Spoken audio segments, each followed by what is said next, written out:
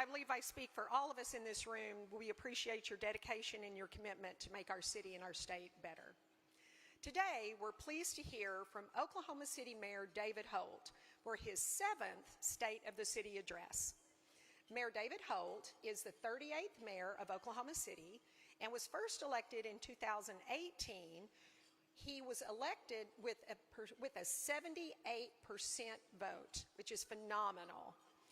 He was re-elected in 2022 with the second most votes for a mayoral candidate in Oklahoma City history. Mayor Holt is also currently serves as the president of the United States Conference of Mayors and as the dean of the Oklahoma City University School of Law. Mayor Holt is a member of the Osage Nation and is Oklahoma City's first Native American mayor. In 2023, Mayor Holt was named by Time as one of the 100 next most influential people in the world. Mayor Holt previously served in the Oklahoma Senate for 8 years. Mayor Holt received his bachelor's from George Washington University and his Juris Doctorate from Oklahoma City University School of Law. His wife, Rachel, is president and CEO of the United Way of Central Oklahoma, and they reside in Oklahoma City with their 2 children, George and Margaret. Ladies and gentlemen, please join me in welcoming the 38th mayor of Oklahoma City, David Holt. All I do is win, win, win, no matter what. Got money on my mind. Thank you. Never giving up. And every time I step up in the building, everybody hands go. Well, thank you, Teresa, and thank you to your chamber board, and thank you to Christy Gillenwater and the chamber staff, both for your continued partnership and your hosting of this event today. And I should also give a special thanks to Cynthia Reed, who I make miserable every year leading up to this event because I wait too long to write my speech. But she has been so important and critical to this event and to so many other things. And thank you to everyone gathered here today or watching online or watching or reading later. By taking this time, you're investing in the civic life of our city, and that investment is critical for our continued success. Well, let me begin at the only place we possibly could. A year ago, I stood on this stage and I said repeatedly that all we do is win in OKC. I didn't mean that in quite the same literal sense that I do today. But as we all know, last month, all our Thunder did was win. And as a result, we are the champions.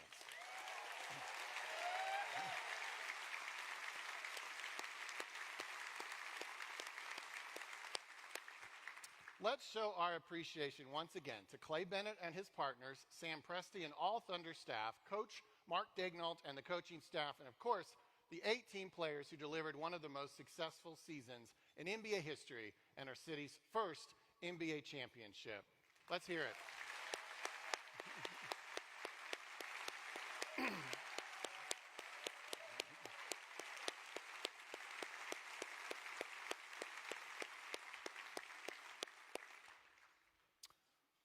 I've been thinking a lot about this amazing and historic moment these past 3 weeks. This afternoon, I will attempt to put into words what I think we are all feeling.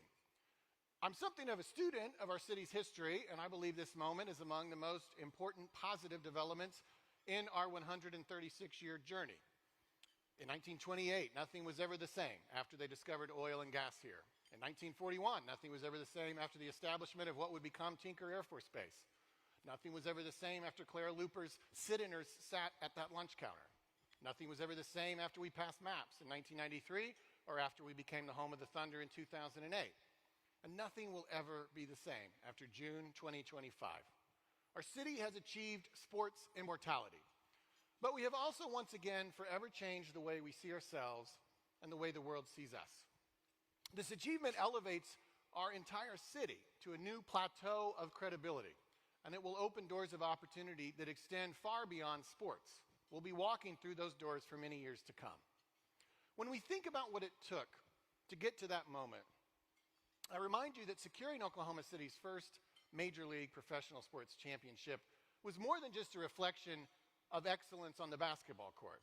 It was the ultimate validation of 3 decades of vision investment, and hard work by everyone in this community. The first public use of the phrase big league city in relation to Oklahoma City's aspirations was in January of 1992, as Mayor Ron Norick and city leaders developed what would ultimately become the MAPS proposal, which the voters approved in December of 93. Here's the front page headline from the Saturday Oklahoman and Times on January 18th, 1992. As you see, the headline reads, "Task Force Sets Goal of Making City Big League." The day before this headline, Mayor Norick, who is here today, by the way, had stood in the council chambers. Yeah, where are you, Ron? I know he's here somewhere.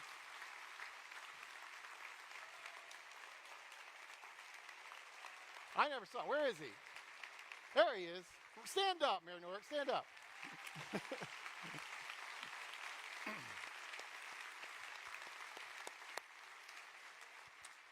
The day before that headline, Mayor Norick had stood in the council chambers at City Hall and had declared publicly for the first time that Oklahoma City would aspire to be a big league city.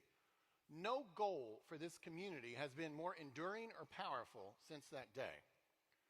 Now, fast forward 33 years to this headline from last week in The Economist, the most influential international news weekly in the world. It is a paper of record, as they say, and the record they keep is global. And this headline could not be more definitive. It reads, "Big League City. Oklahoma City has been reborn." This sporting achievement of winning an NBA championship is a prism through which we and the rest of the world can finally and truly appreciate that which we have created here in OKC. And perhaps nothing illustrates the bookends of this chapter more simply than those two headlines from 1992 and 2025. We did it, OKC. We did it. Yeah.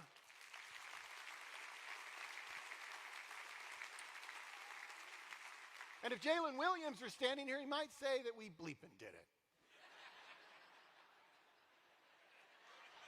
Huh? Happy Jalen Williams Day, by the way, to all those who celebrate.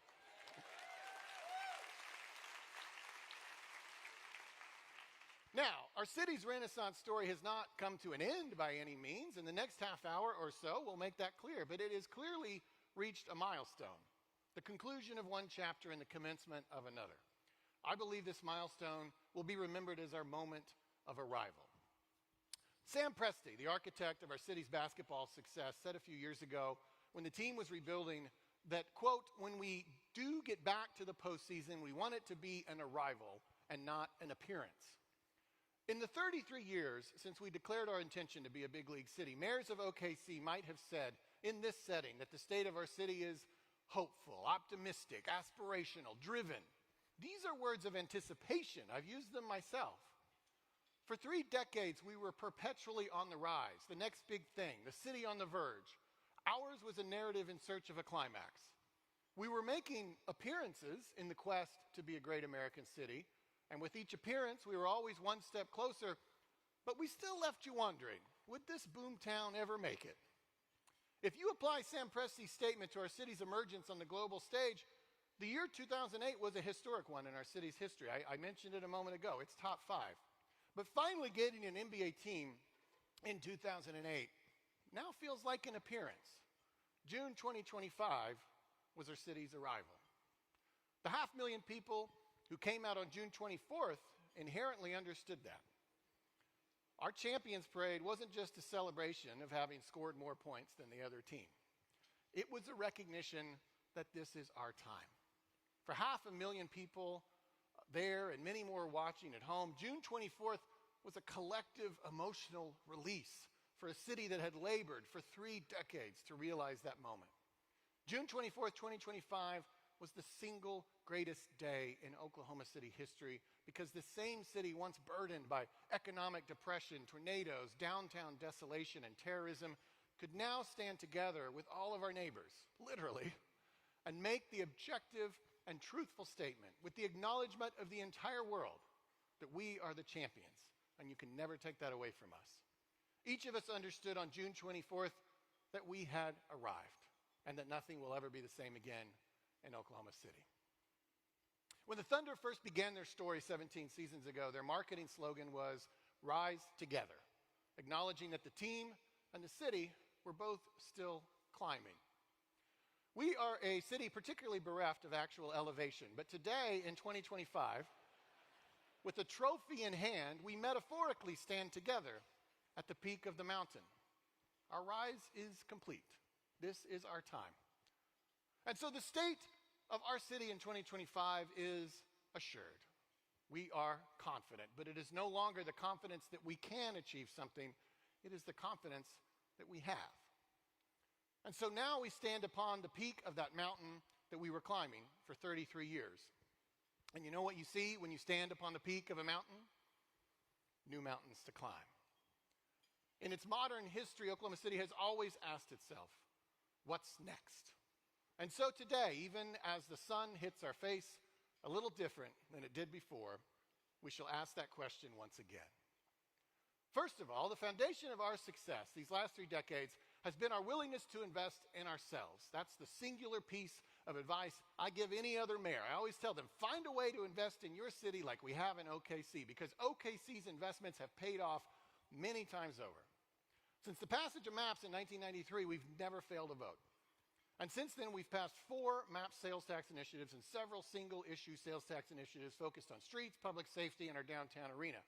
We have also, like clockwork, successfully passed bond issue initiatives funded through property tax to maintain and take care of our core infrastructure. There is no permanent funding stream for infrastructure in the management of Oklahoma cities. We have to use bond issues, and we have to ask your permission each time. In the last 30 years, Oklahoma City voters have overwhelmingly approved bond issues for infrastructure in 1995, 2000, 2007, and 2017. And yesterday, your city council voted unanimously to send to the people of Oklahoma City on Tuesday, October 14th, our first such bond issue package since 2017. This new bond issue puts $2.7 billion towards core infrastructure across the city. And it does so without increasing property tax rates, as it will simply extend the taxation that has expired from previous bond issues. Most of what you pay in property tax each year does not go to the city government. We are just a small slice of your overall property tax bill. And the average millage rate you're paying today in those property taxes paid to the city will stay the same over the next decade as this bond issue plays out. And if it stays the same, you'll get to keep driving on streets and drinking water. This is not an initiative for dreamers. It's about maintaining what we have. It's about the basics. It's about needs, not wants. And due to this city's unique geographic size, we have a lot of needs. If you've been to one of my State of the City addresses in the past, you know I love to shock you with illustrations of how uniquely large our city is. To remind you of one such example, within our city of 620 square miles, at the same time, you could fit Boston, Anaheim, Minneapolis, Pittsburgh, San Francisco, Miami, Berkeley, Providence, Newark, St. Paul, Oakland, Buffalo, Tempe, Fort Lauderdale, South Bend, and Alexandria, Virginia. And so our 712,000 residents collectively carry the infrastructure burden of all the residents of all those combined cities. That's among the many reasons this bond issue on October 14th is a necessity. So what is specifically in the package you will consider on October 14th? Well, 56% of all the dollars are allocated for maintaining and upgrading our city streets. 433 projects addressing streets, bridges, and traffic. This is by far the largest commitment to city streets in Oklahoma City history. You may recall that the 2017 bond issue was also focused on streets, and it has made a significant difference. This chart illustrates that improvement. We have almost 9,000 lane miles to maintain in OKC, which again, due to our size, is an exceptionally high number for any city. The Pavement Condition Index is the industry standard, and it grades street conditions on a scale of 0 to 100. In 2010, our city's average PCI for those 9,000 lane miles was 60. Today, after all of the investment in streets from the 2007 and 2017 bond issues, it is now 70. And 70 is considered satisfactory in the rating system. But that's a citywide average. We obviously have many streets below 70, and we want to address them. Plus, even as we sit here, thousands of heavy metal objects are rolling without a care right over our pristine asphalt. So it's a job that never ends. But this $1.5 billion investment just in our city streets will continue our historic progress. The remaining dollars in the bond issue cover city maintenance and data facilities, economic development, housing, parks and recreational facilities, libraries and learning centers, drainage, transit, police, and fire. As I said earlier, this is not sexy stuff. These are the city's fundamental needs. But if we want to maintain our ability to dream big, to have the luxury of pursuing more ambitious improvements in quality of life, we have to take care of the basics first. We've routinely done that in the modern history of our city, and this is the next chapter of that story. And that's why we'll be asking you to vote yes on October 14th. Please mark your calendar right now. You can look at your phone just for this moment to put this on your calendar. We can never take our city's basic needs for granted. While we're in this area, let's hit on some other basics of your city government. It all starts with our council. From wards 1 through 8, your council members are Bradley Carter, James Cooper, Katrina Avers, Todd Stone, Matt Hinkle, Jo Beth Hammond, Kamal Pennington, and Mark Stonecipher. Those council members who are here today, please stand so we can thank you for your service.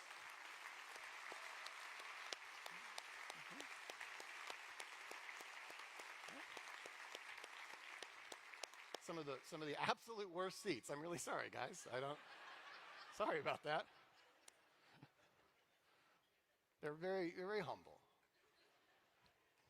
They are supported by nearly 500 community volunteers I appoint to nearly 60 active boards. And of course, the day-to-day implementation of the vision set by these elected or appointed residents is carried out by City Manager Craig Freeman and the 5,000 employees of the city. In 2 years, we will reach the 100th anniversary of our current form of government, meaning that we have had a city manager for 98 years. We've had some great ones, and Craig is taking his place among them. And actually, I doubt he knows this, but he's now the 3rd longest serving city manager in our history. Yeah.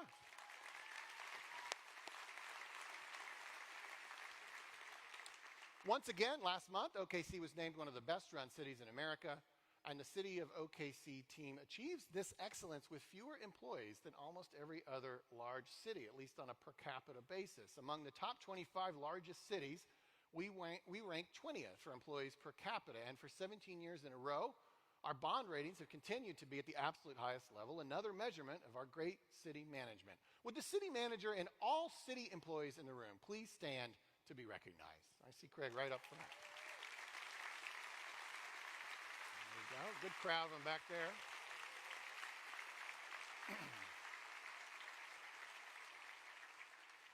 The excellence of our city staff was certainly on display on June 24th when the largest group of people in city history descended on downtown Oklahoma City.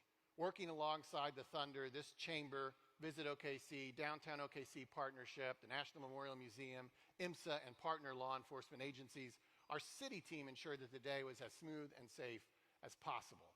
I want to thank our police department, led by Chief Ron Basie, Captain Audrea George and her special events team, the fire department, led by Chief Richard Kelly, Embark, led by Jesse Rush, Public Works, led by Debbie Miller, Utilities, led by Chris Browning, and Public Information, led by Krista Yeager, for their excellent planning that delivered a day that 500,000 people will remember for the rest of their lives. Let's show our gratitude to everyone who planned our Champions Parade.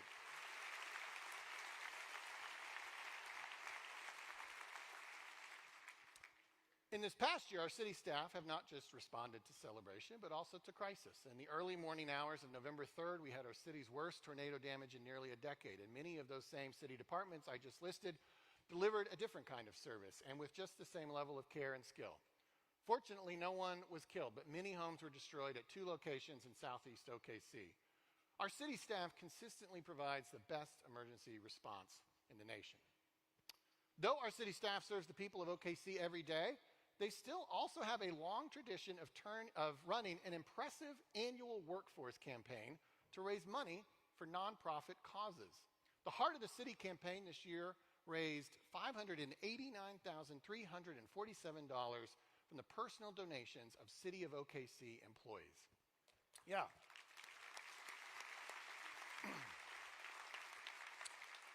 Their dollars went to support more than 100 local charities.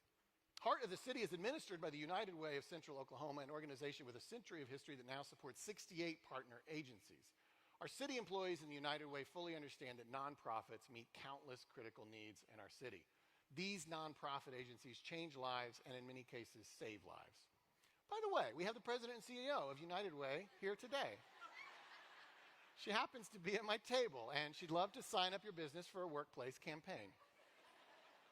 Thank you, Rachel Holt, for all you do for our city and for me and our family. I want to also thank Maggie and George. Yes.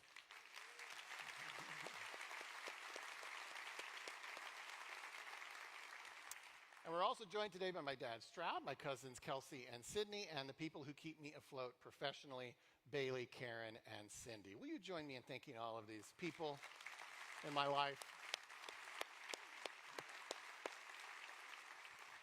Now back to our team at the City of OKC. Though they have already set a standard of excellence, they are always looking to improve. We've talked in the past here about our innovation office and our work to improve the delivery of public safety. A great example of both was the launch this past year of the new alternative response program to respond to behavioral and mental health 911 calls.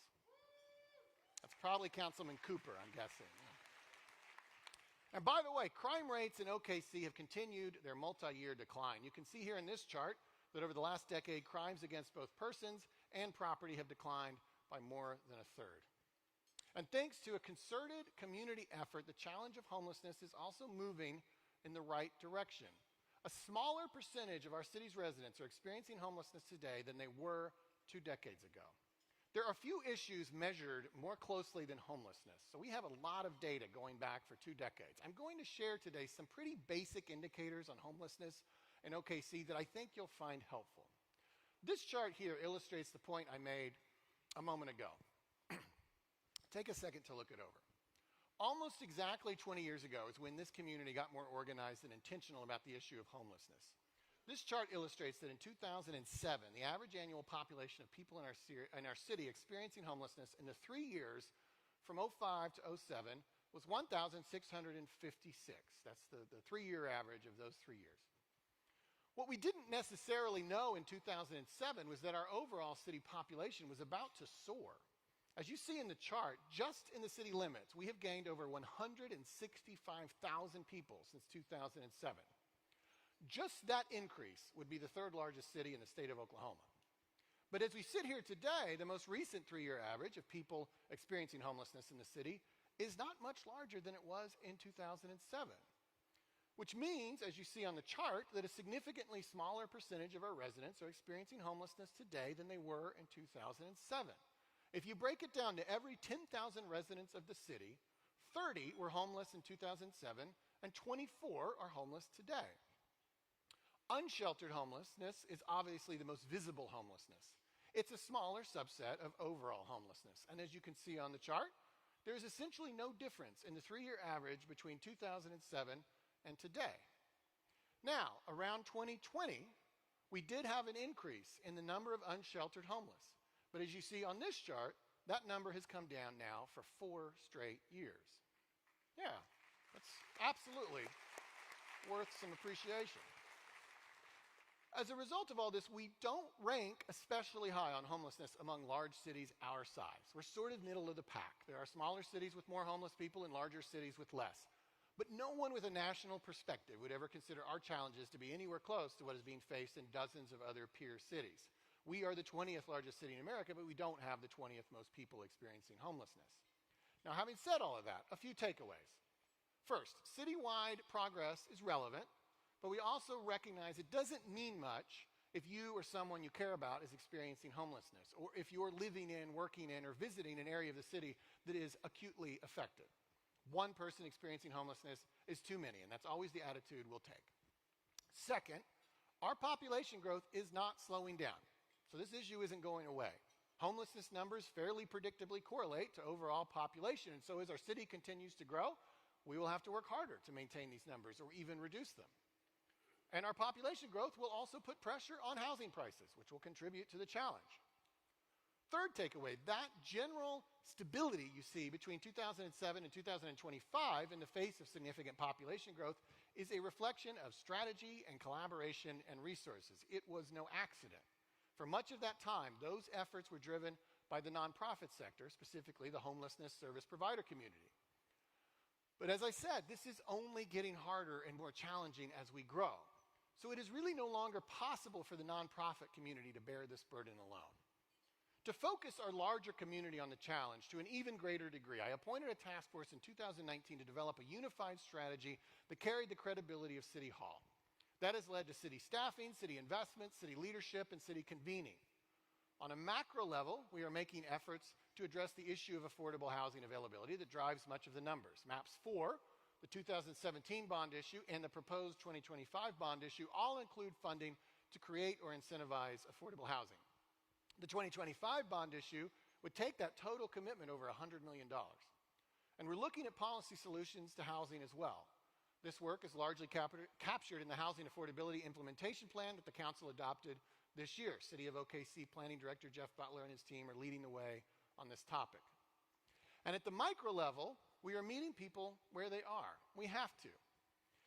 I get suggestions all the time to utilize strategies that lack an understanding of the limitations created by the United States Constitution. If a resident is not breaking a significant law, we do not have leverage over them to permanently seize their liberty, permanently relocate them, or force certain behaviors. And that's not a choice we've made in Oklahoma City in 2025. That's a choice this nation made in 1789 when the Bill of Rights was written. But the lack of supposedly easy solutions doesn't mean this issue is hopeless, not at all. We have proven solutions from other cities to address the issue at the ground level.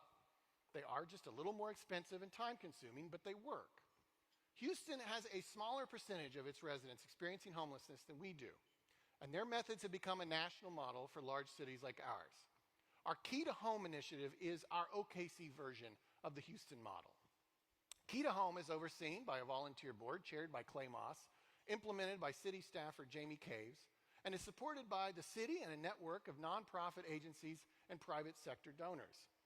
Key to Home goes into encampments and houses people while offering them the bundle of services people experiencing homelessness need to stay in housing.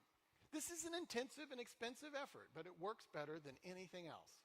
And Key to Home has now housed nearly 400 people. Yeah.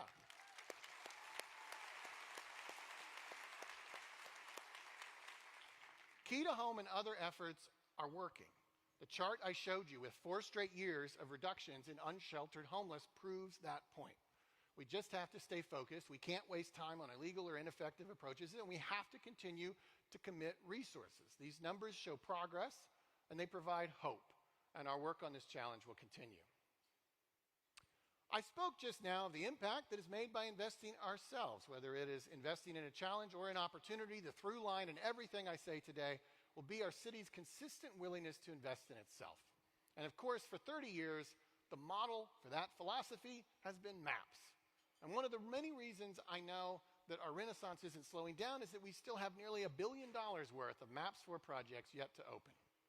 2 MAPS 4 projects have opened since we last gathered. The most notable is the new OG&E Coliseum at the OKC Fairgrounds, which ensures that we remain the horse show capital of the world and the home of long-running events like the state high school basketball tournaments and the Youth Expo. The OG&E Coliseum is spectacular and preserves the tremendous economic impact we have enjoyed from the fairgrounds. Now, a brief digression, if I may. It's worth noting that this Coliseum project at the fairgrounds reflects a period of remarkable investment and transition in our largest and most impactful public venues. As I talked about in some detail here a couple of years ago, the people of OKC had previously built 4 arenas over the last century, 3 downtown arenas and the Jim Norick Arena at the fairgrounds. Today, we have just opened last month the OG&E Coliseum, and we have approved our new downtown arena. So these are our 5th and 6th such venues to be built by the people of Oklahoma City. And as a result of these new venues, we are demolishing 2 arenas, the first time we've ever done that. And so this summer, we are bidding a fond farewell to the Myriad and the Jim Norick Arena. The Thunder recently made a film about the Myriad, and there's a lot of great articles out there about the Norick Arena and its history. The second MAPS 4 project that opened this past year is also intended to bring economic impact, and that is the Innovation Hall in our Innovation District. The Innovation District is already hosting new endeavors in bio and tech and is living up to the vision we had for this area. Diversification of our economy has been a strategic goal of this city since the 1980s, and we continue to see momentum in that effort, which MAPS 4 will support through these investments in the Innovation District. This past year has been a major one for MAPS 4 groundbreakings. We broke ground on the Diversion Hub, the new animal shelter, the Palomar Family Justice Center, bus shelters, sidewalks, and projects along the Oklahoma River. We are also making progress on our Maps for projects dedicated to housing, parks, youth soccer, youth centers, beautification, mental health, small business support, the Clara Looper Civil Rights Center, our 5th Senior Wellness Center, transit, and our new multi-purpose stadium. And that stadium is now the catalyst for an entire development led by Christian Kennedy, Mark Befford, and Russell Westbrook, centered around an emphasis on strengthening our city's ties to the global sport of soccer. Under the umbrella of MAPS 4, we'll be cutting ribbons on quality of life improvements for years to come. Thanks to Teresa Rose, yes, that Teresa Rose, who leads the many volunteers overseeing MAPS 4, and David Todd, who leads construction efforts for both MAPS 4 and our new downtown arena. Since we last gathered, we achieved another overwhelming endorsement of a city initiative, this time to collect an appropriate level of hotel tax on visitors that we will use to market our city to attract even more visitors. We talked about this here last year. And some proceeds of that tax will also help maintain this building and the fairgrounds, both of which drive our visitor economy. That sector, as you heard earlier, continues to grow in our city, and the opening this year of the $400 million O'Connor Resort brought another major visitor attraction to the city. Speaking of O'Connor, we continue to appreciate our partnership with the Chickasaw Nation and all our tribal partners statewide. Oklahoma City, yes.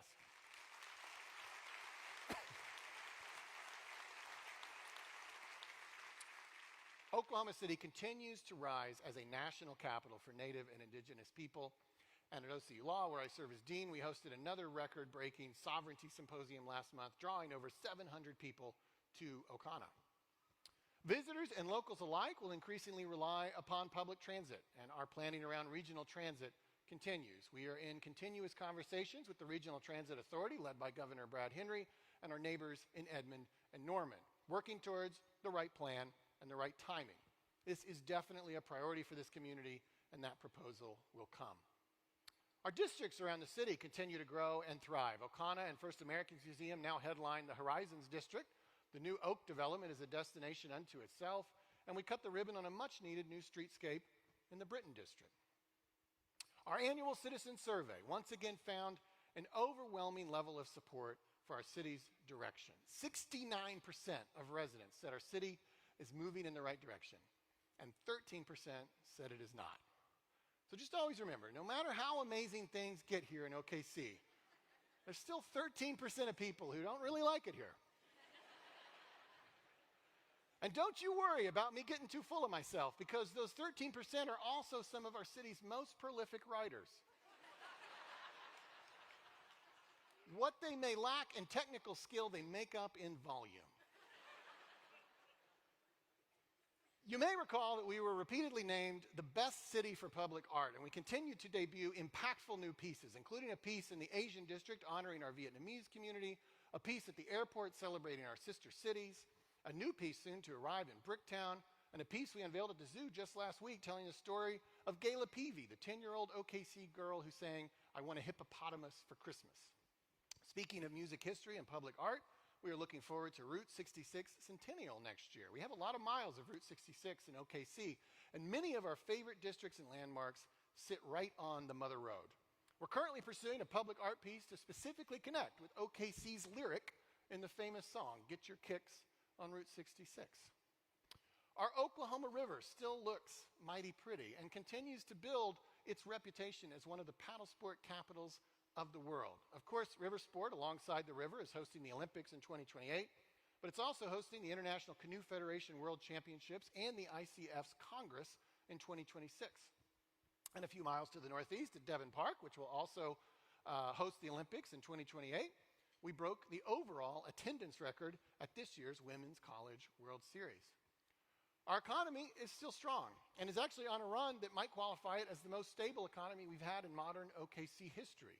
As we sit here today, we are on the longest streak of unemployment below 4% since we started keeping that data point in 1990. We have not ticked above 4% in 46 months. Yeah.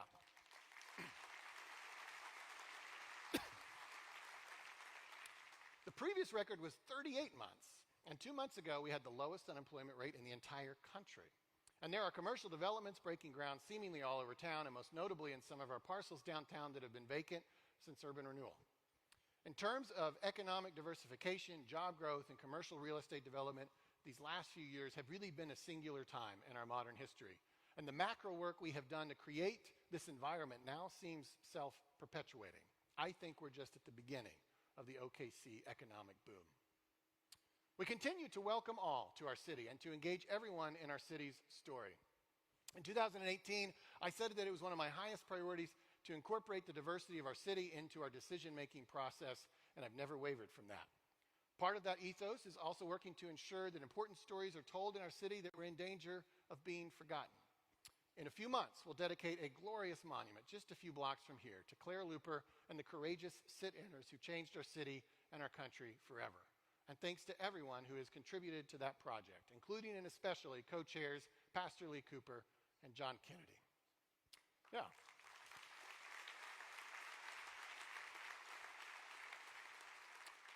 This year, the Oklahoma City National Memorial and Museum noted the 30th anniversary of the bombing with impactful thoughtfulness. And President Clinton continued to keep the promise he made in 1995 to stand with us for as many tomorrows as it takes.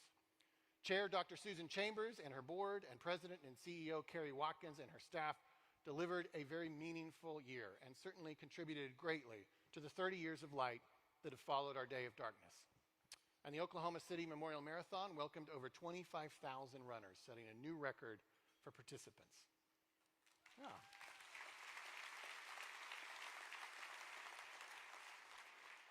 At OKC Will Rogers International Airport, we invested in a customs area and secured the first nonstop international flight in modern times, an American Airlines flight to Cancun that will commence this fall. And in 2024, we set a new record with 4.6 million passengers. I'll account for more than my share of flights in the next year as I serve as president of the United States Conference of Mayors, and will welcome a few of America's mayors here in September when I host my fall leadership meeting here in OKC. We introduced a new team name this past year, the Comets. Our AAA baseball team is our longest running sports team in the city with an unbroken history that goes back to 1962. We are excited to cheer for our Comets, who are of course the AAA team of the defending world champion Los Angeles Dodgers.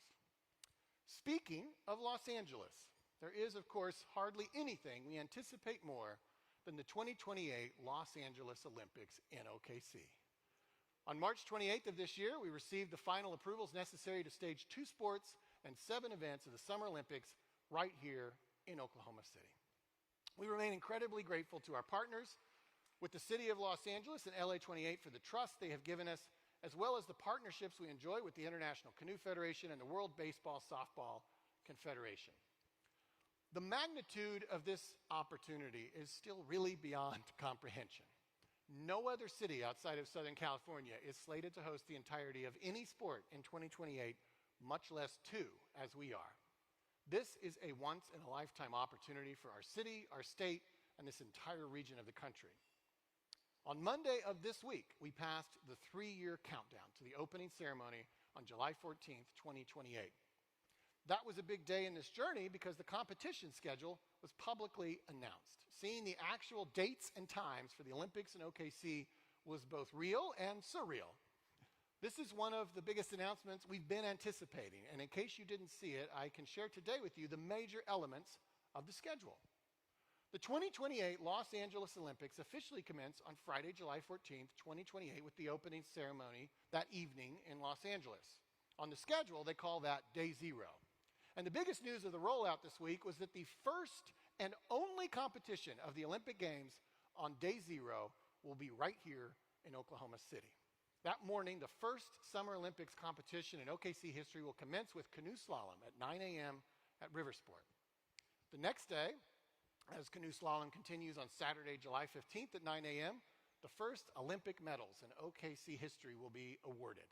And then from that day forward, canoe slalom will continue each day at 9 a.m. through Saturday, July 22nd. That's a total of 9 straight days of competition, with canoe slalom medals awarded on July 15th, 16th, 18th, 19th, and 22nd.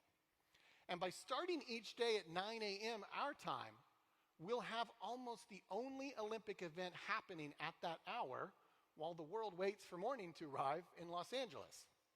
After canoe slalom concludes, Olympic competition shifts to our softball stadium. On Sunday, July 23rd, softball will commence with games at 9 a.m., 4 p.m., and 8 p.m. That same daily schedule will repeat every day through Thursday, July 27th. On Friday, July 28th at 7 p.m. will be the bronze medal game, and then on day 15 at noon on Saturday, July 29th, Olympic competition in OKC will conclude with the gold medal softball game. The closing ceremony in Los Angeles will follow the next day on Sunday, July 30th.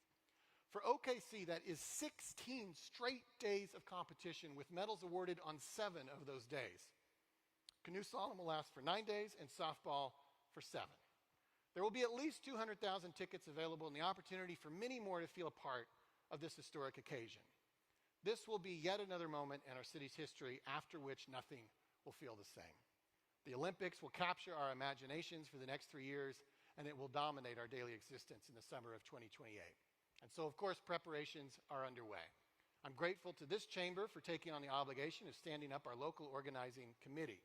You might have seen that Michael Burns has been named to lead our community's efforts. Michael is organizing his team and our city's vision, and there will be more news to share in the year ahead. I said earlier that from the mountaintop of our city's first NBA championship that we can now see new mountains to climb. Certainly, the 2028 Los Angeles Olympics in OKC is such a peak. Now, let me shift our gaze to another, and that is our long-term future with Major League professional sports and the new arena that makes that future possible.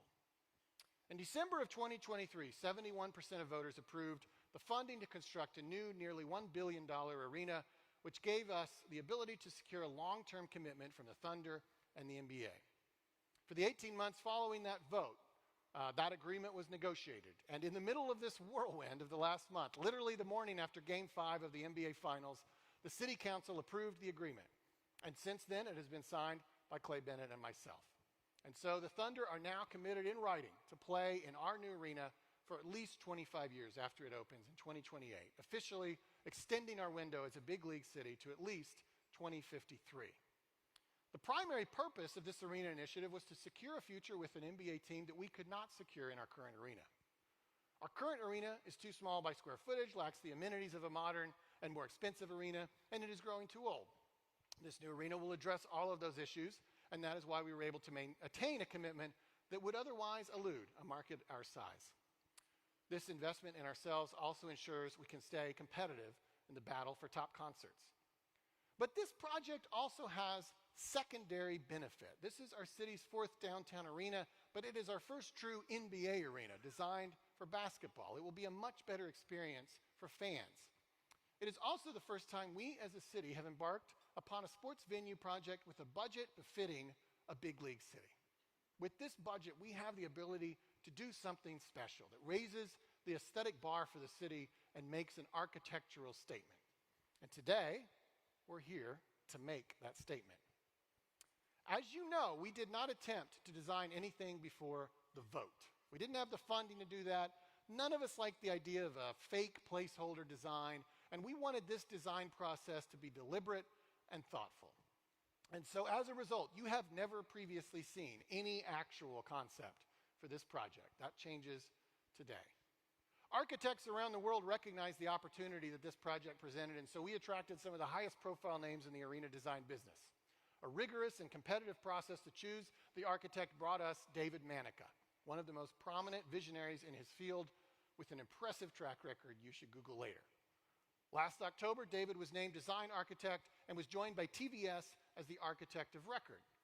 A few months later, construction companies Flintco and Mortensen were brought in as the construction management team, allowing us to have someone at the table in the design process who fully understands practicality and cost, which gives us more confidence that our design can be constructed and within the budget that we have. Early on, David Manica and his team visited with members of the city council and with community leaders. Then this group I have described, along with other consultants, has been meeting regularly for the last 8 months. Clay Bennett, Craig Freeman, and myself, as well as others from the Thunder and the city, have been at every meeting where important decisions were made. Everyone in the room from Oklahoma City has fully understood the magnitude of this moment. This arena has every opportunity to visually define our city for many decades to come. And so, to tell you more about his vision and his process, I'm thrilled to bring to the stage the design architect for our new arena. Please welcome David Manica.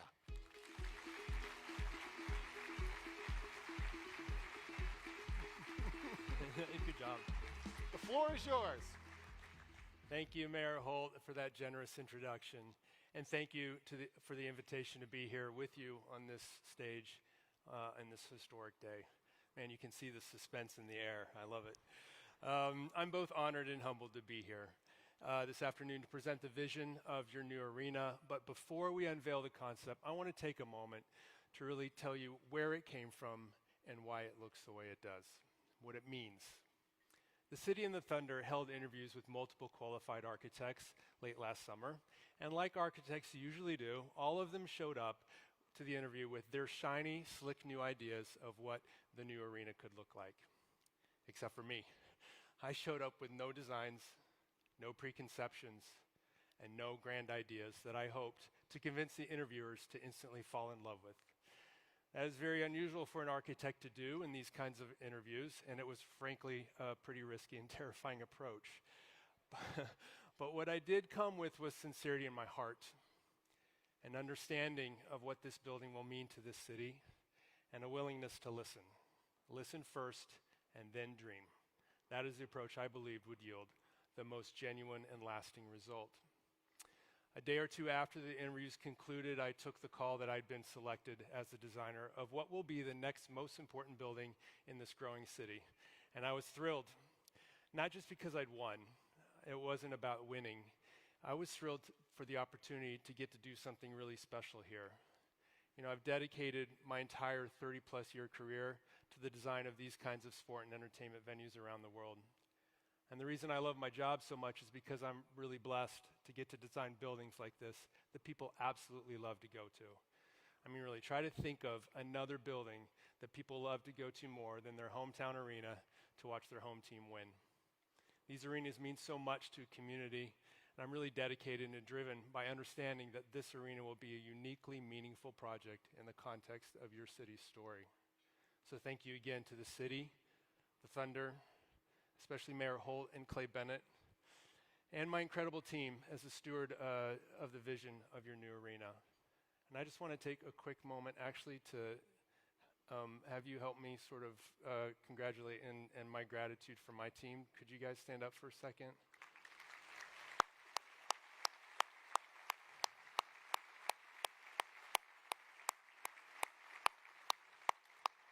Thank you guys, and for the team that's still in the studio working on your project right now, watching through streaming.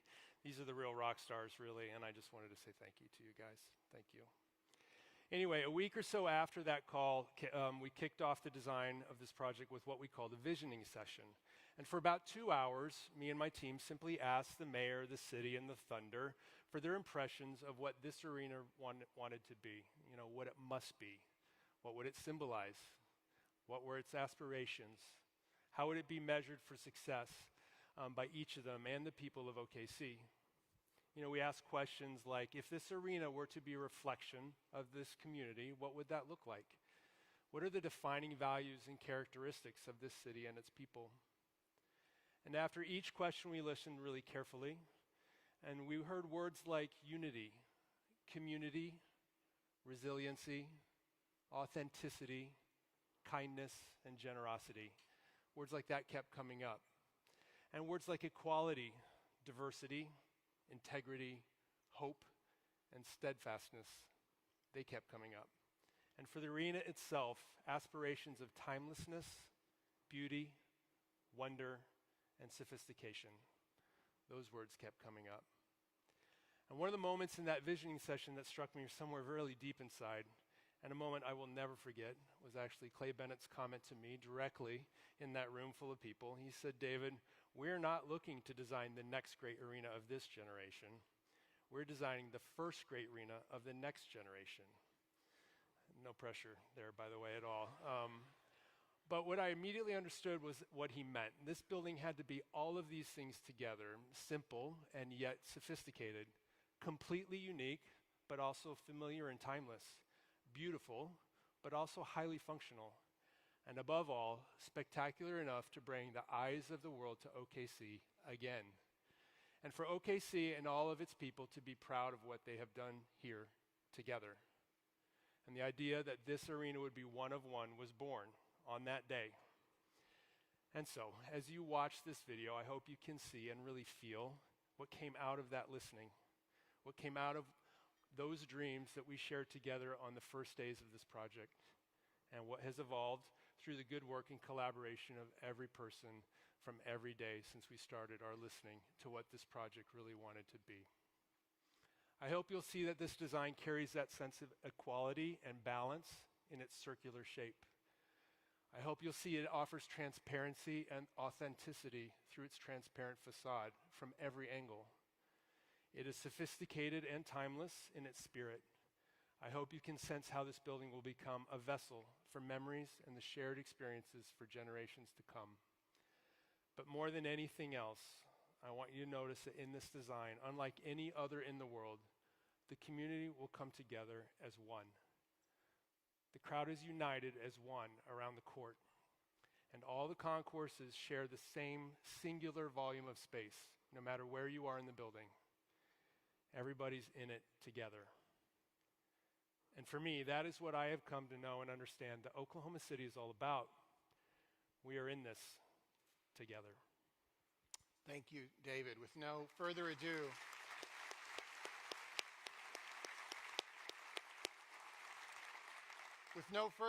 Oklahoma City, please meet your new arena.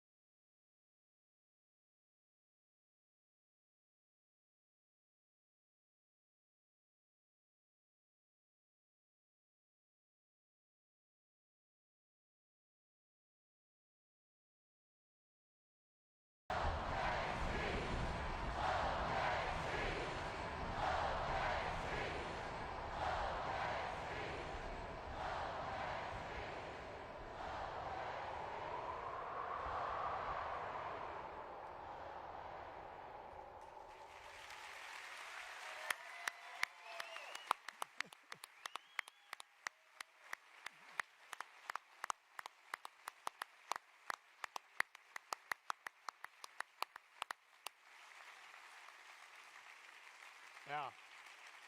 Well, talk about dreaming big. I know you're going to want to watch that again and again, and you can at okcnewarena.com. In the meantime, David, you have given our city an amazing gift. This design is truly one of one, and it will come to define Oklahoma City.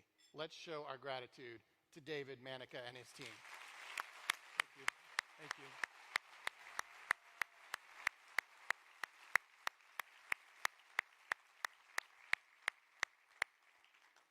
An NBA championship, a long-term agreement with the Thunder, a $2.7 billion commitment to our core infrastructure, street ratings that are going up, and homelessness and crime rates that are going down. The promise of 16 new MAPS 4 projects, the strongest economy in our city's history, the 2028 Los Angeles Olympics, and our beautiful new arena. Mountains we have conquered, mountains we will climb.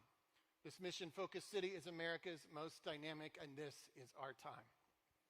Thank you for the honor of serving as your mayor as we ascend these peaks together. Now get out of here and go watch that video again. Thank you.